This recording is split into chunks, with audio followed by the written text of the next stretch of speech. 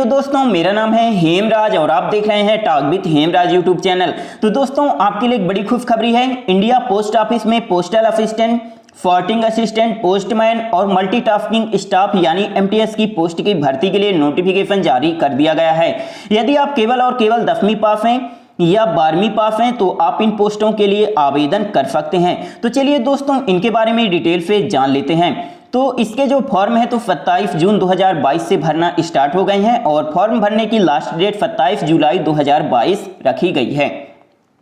इसके बाद postal assistant, sorting assistant को 25,500 रुपए से लेकर 81,100 रुपए पर मंथ वेतन दिया जाएगा और पोस्टमैन को 21,700 रुपए से लेकर 69,100 रुपए पर मंथ वेतन दिया जाएगा।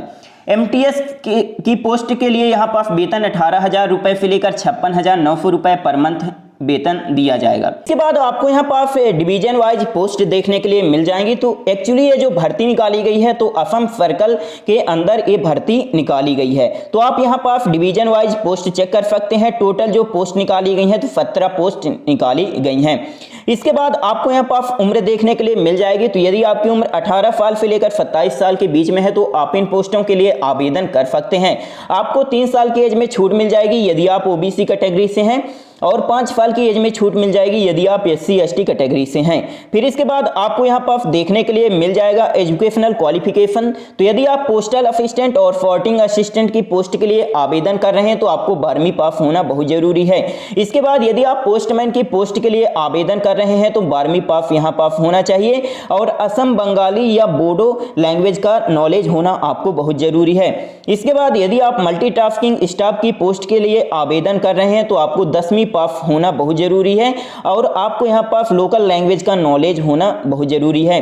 आगे बढ़ने से पहले मैं आपको एक बात और क्लियर कर दूं, ये जो भर्ती निकाली गई है स्पोर्ट कोटा के तहत ये भर्ती निकाली गई है। तो यदि आप स्पोर्ट पर्सन हैं तभी आप इन पोस्टों के लिए आवेदन कर सकते हैं।